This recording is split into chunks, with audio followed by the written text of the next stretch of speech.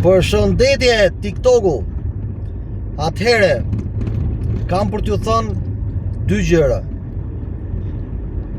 Sidomos këtë pjesën e patentave, se më të shmenën duke më shkrujt. Nuk janë akoma njerëzit të qartë se si funksionon puna e patentave. Tani do ta them dhe një herë të fundit, edhe nuk e them më, se sinqerisht u lodha. U bëra si drejtues orientues i policisë rrugore. Atëhere,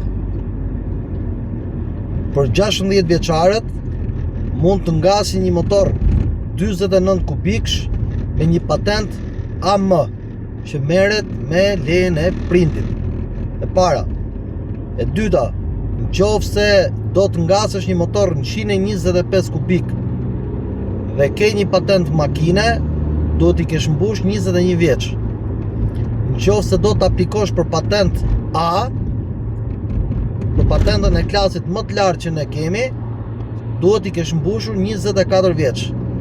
Duke qenë se klaset e patentave që janë në patentën shqiptare është kategoria AM, që është ciklomotor, një motor me një shal jo më të madhe se 45 cm të gjatë dhe një kilometrazh jo më shumë se 50 km/h.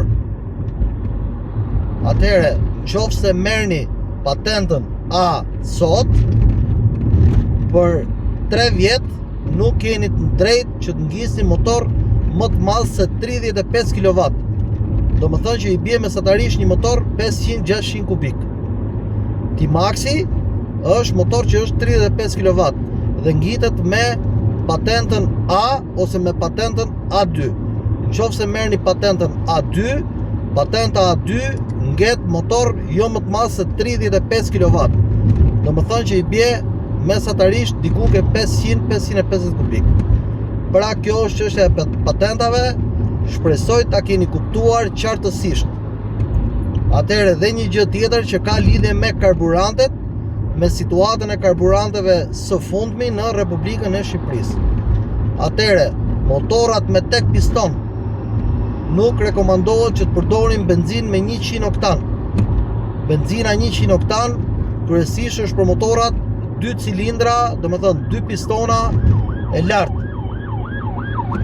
Kështu që motorave me tek piston mos e përdorni benzinën 100 oktan, sepse benzina 100 oktan është benzinë e ftohtë dhe nuk i bën mirë motorit me tek piston.